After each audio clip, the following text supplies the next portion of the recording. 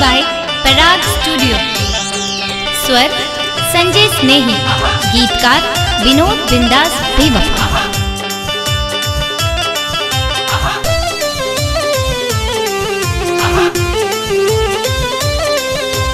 कैसन भइल बहाली मास्टर मास्टरनी ये तो पढ़ावे ला जाने ना। कैसन भइल बहाली मास्टर मास्टरनी ये तो पढ़ावे ला जाने ना। मटर के माने टमाटर बतावे, टमाटर के इंग्लिश जाने ना। मटर के माने टमाटर बतावे, टमाटर के इंग्लिश जाने ना।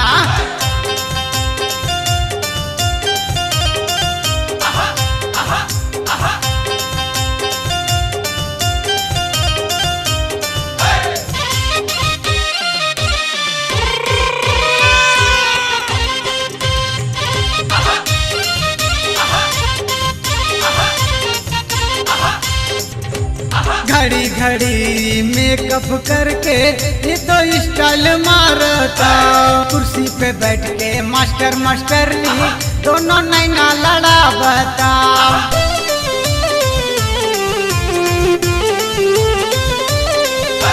घड़ी घड़ी मेकअप करके ये तो स्टाइल मारता।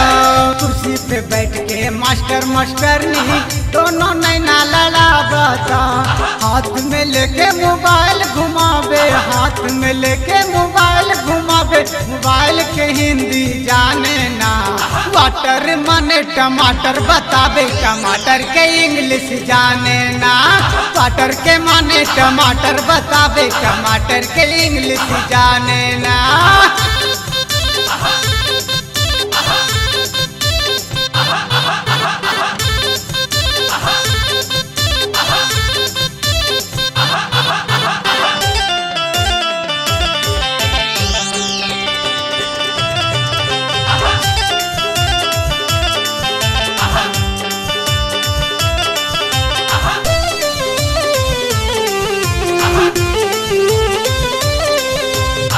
नकली डिग्री घूस देके हो गईल बहालवा। हो लागल जांच तो दोनों बुरा हालवा। अरे भागे लगल छोड़ी के स्कूल, भागे लगल छोड़ी के स्कूल। स्कूल के वर्ड मीनिंग जाने ना। वाटर के माने टमाटर बतावे, टमाटर के इंग्लिश जाने ना।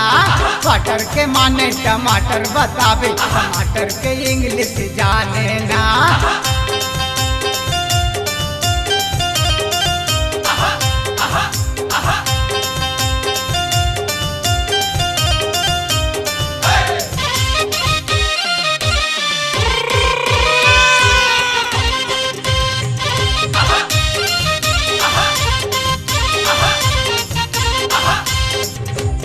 हफ्ते महीने हर साल करेला, वेतन बढ़ावे के मांग करेला। घोटाला करी न लइकन के पैसा, दोनों मिल के ये काम करेला।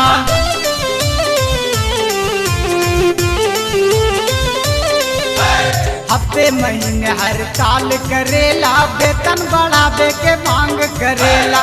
घोटाला करी न लइकन के पैसा, दोनों मिल के ये काम करेला। रोजे रोजे खिचड़ी खिलावे, कहत संजय खिचड़ी खिलावे।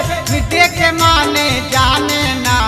वाटर के माने टमाटर बतावे, टमाटर के इंग्लिश जाने ना।